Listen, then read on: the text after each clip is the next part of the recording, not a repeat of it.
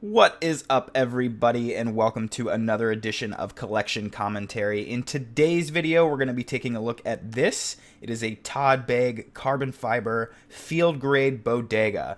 This thing is freaking sweet, and I am super excited to share it with you guys. Real quick, I did want to say that somebody had talked to me about adding a little bit more structure to my videos, kind of a la Nick Shabazz. He has his 4 little sections: the good, the great, the bad, and the ugly.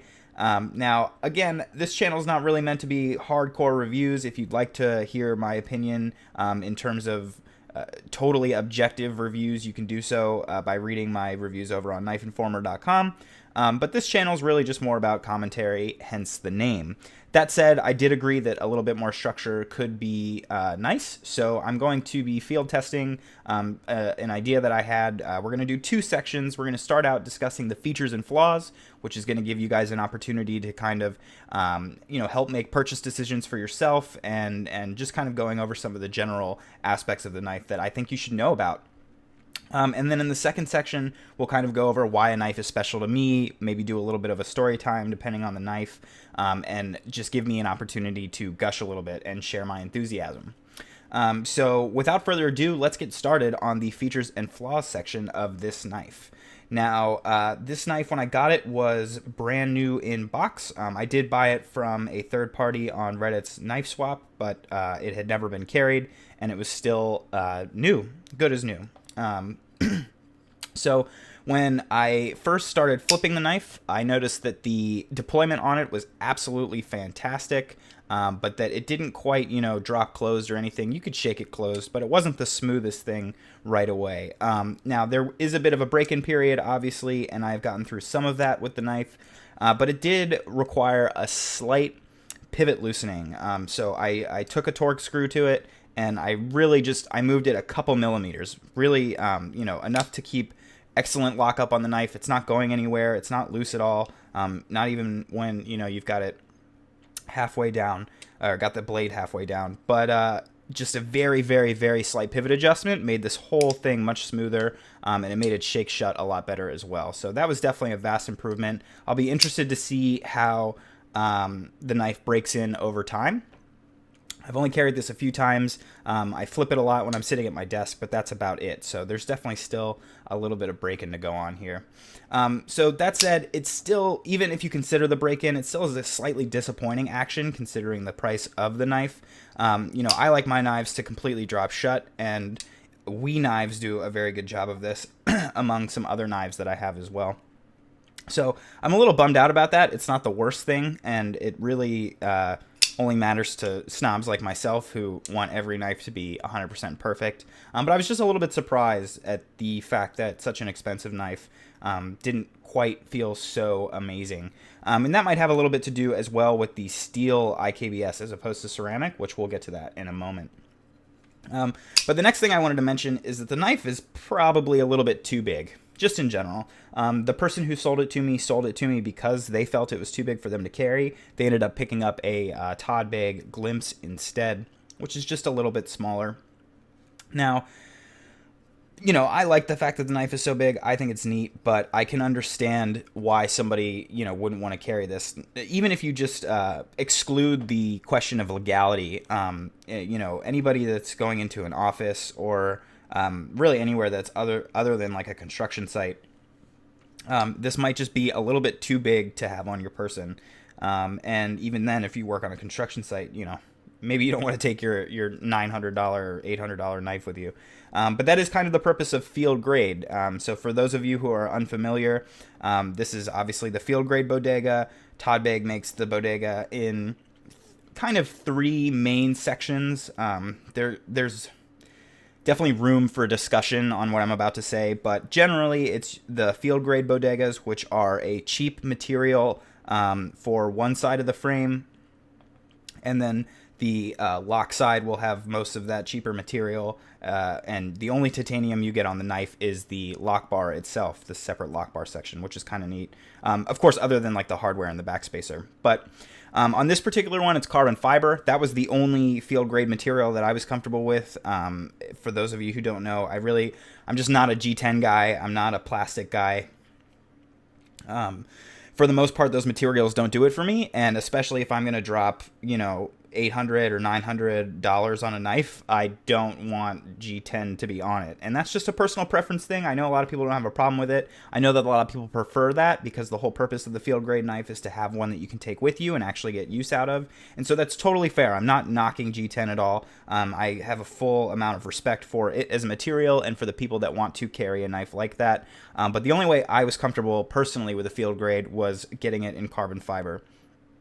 It's just a material that I feel very comfortable with. I really like the way it looks. Another big aspect of my life is in the car industry. I work for a car company, and so carbon fiber is something that I'm used to, and I really enjoy it as a material. Then you can step up from the field grade into the Todd Bag Mid-Techs, which are going to be a full titanium construction. You would have full titanium frame over here, and then as you can kind of see, there's this cutout along here. Where you have this texturing, and that would be another material on the mid-tech. It would, maybe be a carbon fiber inlay or a G10 inlay, or some sort of other material, and then you would have a titanium pivot collar right around here, typically on the mid-techs. And so that's how those come, and those, are a little bit more expensive. Those break into the $1,200 to $1,800 range, kind of depending on the materials and some of the finer things that are involved. And then, of course, you have the full Todd Bag Customs, which are in the $5,000 range, which is a little bit outside of my price point. But that was the only way I was personally comfortable with the field grade, was getting the carbon fiber, and it turned out pretty well. The knife has a pretty good heft to it just because of its size, but the carbon fiber is fairly light, so overall it doesn't weigh your pocket down too much. This knife will not do well in shorts per se, or loose-fitting pants maybe, but it's going to be just fine for general attire. I carried it to work a couple times, and it's done perfectly well, perfectly fine for me. So yeah, this knife has the steel IKBS bearings. A lot of people, will discuss, hey, is it really worth going from steel to ceramic?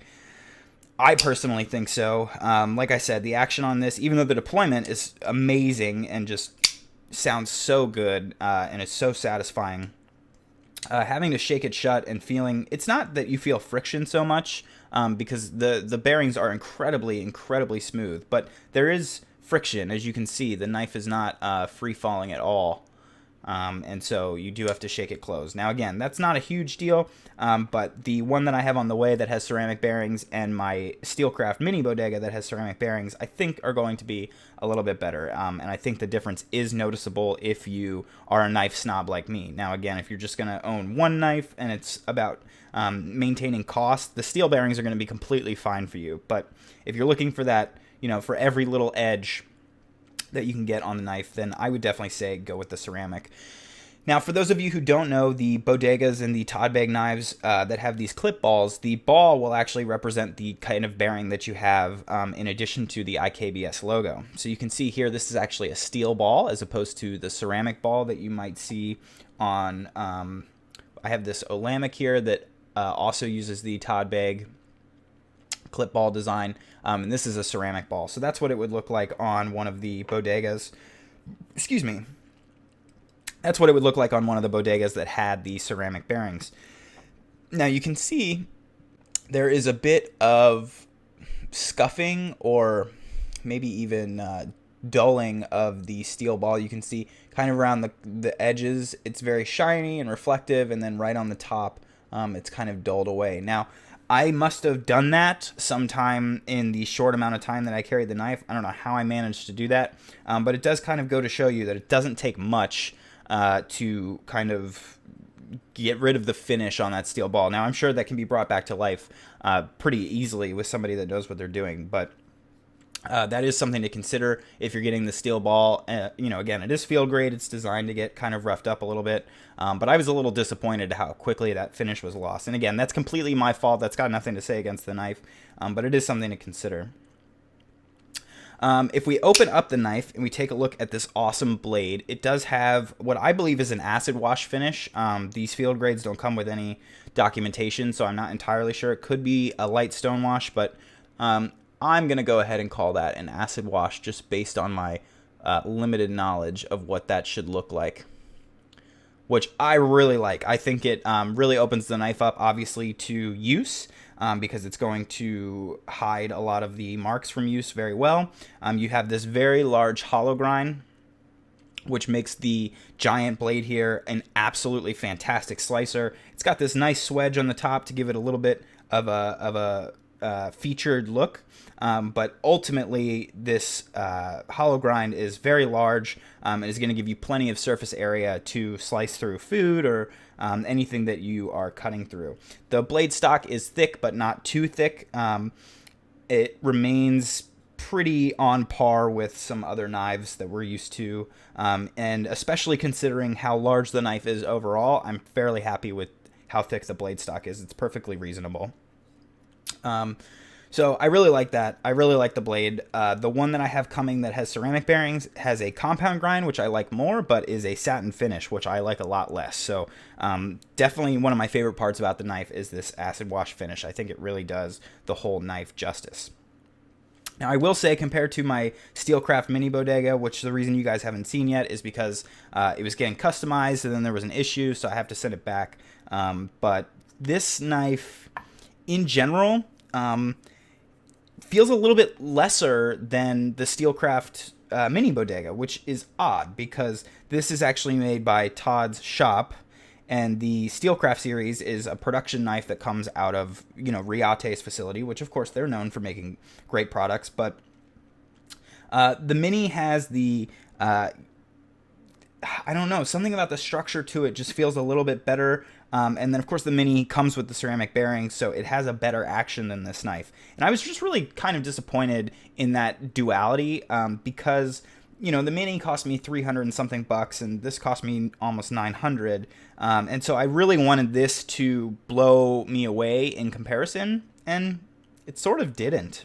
And I don't know, maybe that's just me and the fact that the Mini's designed to kind of be flashier and more intense, and this is really designed for use, but I don't know, something about this just didn't quite live up to my expectations. I'm pretty excited for the other one that I have coming because it fits what I was looking for a little bit more, and so I think that will help with my opinion. But if you were to ask me right now, is this knife worth the amount that it costs, I might say no. This exact version, I mean. So I'm not saying that all field grade bodegas fit that, but that this particular knife, I don't think it was worth $900 to me, or $800, whatever I paid for it. I'm just not sure that it was worth it. In comparison, I have some cheaper knives that are on par with the quality, or in some cases even better. I will say that the design of the knife overall, the Bodega design, is absolutely fantastic. There's a reason that the full customs cost $5,000. The design itself is absolutely phenomenal, but I don't know, $900 is a lot of frickin' money, and I just don't know if it lives up to, the hype of a Bodega. So that's a bit unfortunate. Again, I really shouldn't be knocking the knife. It's still amazing, but it just didn't quite hit home for me the way I expected to. Of course, it has this amazing backspacer and everything that all the Bodegas have, and so that's really nice, and I do expect to be happier with the one that I have on the way. But anyway, let's keep talking about the features and flaws. So the finger choil here makes for what I think is a pretty hilarious grip. If you look, you have about 1.5 inches of the knife sticking out if you choke up and use the finger choil, which I just think, because of the overall size of the knife, makes it look hilarious. I will say that in terms of the design of the Bodega in general, which obviously holds true on this one, the ergonomics are fantastic because you're covered no matter where you are on the knife. So if I'm holding the knife below the flipper tab here, my thumb actually has a pretty decent spot to hang out. So I can keep my thumb back here off the blade if I'm trying to stay out of the slicing path, or maybe what I'm cutting is I don't want to get my hand near it because it could splash or it's hot or anything like that. Who knows? I'm just making up examples here. But there's a nice little place for my thumb to sit in this little groove here that's kind of cut out. And it just feels comfortable. Now, if I rotate the knife a little bit in the hand and I'm still below the flipper tab, but I've choked up my thumb so that I have some pressure on the blade, I'm right in the center of the jimping, right? So that's really great design. And the jimping is very spaced out. It's very chamfered. It's very smooth. So it does provide great purchase, but it's also not eating away at your thumb too much. So I really like that if I've got the saber grip and I'm choked up just a little bit, that bam, I've got the jimping there. And then if you choke up even further into the finger choil, your thumb actually ends up getting caught right in this area that leads into the swedge. And so I get a little bit of this jimping on the back of the thumb, which gives me a little bit of that purchase. But then I also get to dig my thumb into the little arch there. And right now I feel like I have a very commanding grip on the blade, and I could do something very fine with this. I could chop a small vegetable. I could get in, it's a pretty big blade to like be whittling with or anything, but I could get into a pretty fine area holding the knife like this. So I like that even though it's such a large knife and can appear unruly to begin with, that it really gives you a clever ergonomic grip no matter where you are on the knife. It's as though, they've really thought about every possible way that you could be holding the knife and made it practical for all of those different scenarios. So you can actually see here, if we look closer, you have basically from this ramp to this ramp is this recessed area. And it's that entire recessed area that your thumb has somewhere to go and something to do. So I really like that I really like how they made such a large knife be practical no matter how you choose to hold it. And of course, you can hold it in murder grip and everything like that, but really any knife is going to do just fine with that grip. So I really like that. Obviously, that's the overall Bodega design, and that's probably one of the things that makes it so special and so popular in the market. But that was something that I really noticed in carrying the knife and in holding it a few different ways, was that it was super practical no matter what, and I always felt very fulfilled by the knife. And that's not something you can say for a lot of knives, so I think that's really cool. One other flaw with this knife is that it occasionally has some lock stick. It seems to be pretty random. So let's see. A little bit of lock stick that time. A little bit that time. A little bit that time. Okay, well now it's doing it every time. But a couple times that I was flipping this before I started recording, there was no lock stick. So it seems to kind of fade in and out of having lock stick. And I don't know if that's something that I can maybe fix. The knife is pretty well centered. But maybe a couple tiny pivot tweaks there could help. So again, sometime like right there, those last two flips, no lock stick at all. So I don't know if that's like a field grade Bodega thing, or if that's from me making a slight adjustment to the pivot or what, but I'd say 50% of the time I get a slight amount of lock stick. It's nothing crazy. It's nothing that's going to bug you too much, but it is something that I notice. And again, on a knife so expensive, I was a little disappointed with that. But so that pretty much does it for the features and flaws section. If you guys really want to get a hardcore review of a Bodega in general, I'm sure you can find that anywhere else on the internet. And so I want to get into what makes this knife so special to me, and why I decided to pull the trigger on it. So the first things first is that I actually like that it's too big. I had said earlier that maybe, this wasn't the perfect fit for somebody that is actually looking for a genuine EDC.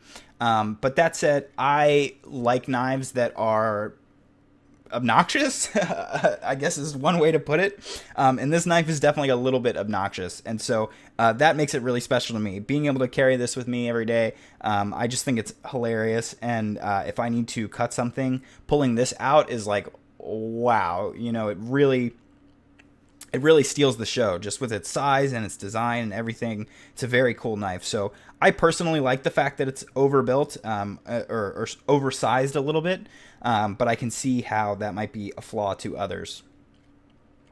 And then the next thing that I really like about the knife is it's a Bodega. I mean, if you had asked me 6 months ago if you thought I'd ever have one of these, I would have laughed and been like, heck no.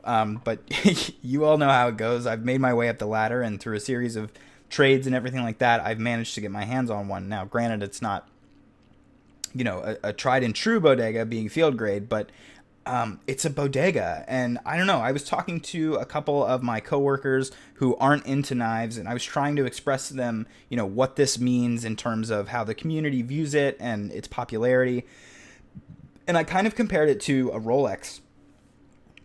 Obviously, this doesn't cost as much as a Rolex, but I kind of feel like that's the representation that the Bodega has in the knife community. It's a tried and true design that pretty much everybody can appreciate.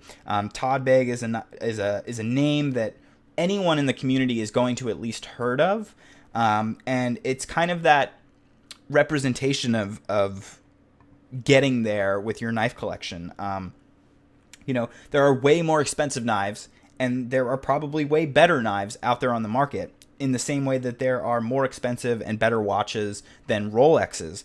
But in the same vein, it's kind of that tier of, all right, you're a real collector, and it just seems to have that representation to me in the community. Let me know down in the comments if you agree or disagree with that. But I thought that kind of addressing this or explaining this as a Rolex to people that aren't in the know or aren't in the community was a pretty fair bet. So that's another thing that makes it super special to me, is just owning a Bodega in the first place.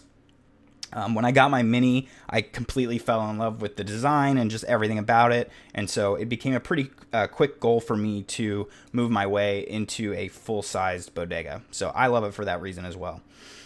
Again, I never really would have bought a field grade if it wasn't for the carbon fiber. The other one that I have coming is carbon fiber as well, but it's a little bit more dressed up. I'm really excited to share that with you guys. But so I think it's really neat, especially because I work for a car company. Getting to bring this into work and show it to everybody was pretty neat. They all really appreciated the carbon fiber slabs, which I think is cool. And then the last thing I wanted to say is getting one of these kind of makes me think that I need a real one or a mid-tech. So I will have my eyes on Todd Begg titanium mid-techs of the Bodega, or maybe a glimpse. I'm not sure. But that is definitely something on my list. So while I can say that this knife had some flaws for me, or perhaps wasn't quite living up to my expectations, it definitely solidified my opinion of the Bodega, and definitely made me feel that if the other carbon fiber one that I have on the way doesn't quite do it for me, that I will definitely want to own one of these mid-techs in my collection for sure. It's definitely worth it from a design perspective, and just the quality of the knife is absolutely fantastic. The fit and finish is amazing, and so it's completely won me over in terms of investing in the brand and owning Todd Begg knives in the future. It was just that this one was probably a little bit too low on the ladder to really suffice for me. But that's going to do it, guys. Thanks so much for watching. If you'd like to see future videos, please subscribe. If you like this video, please hit that like button, and I will see you guys next time.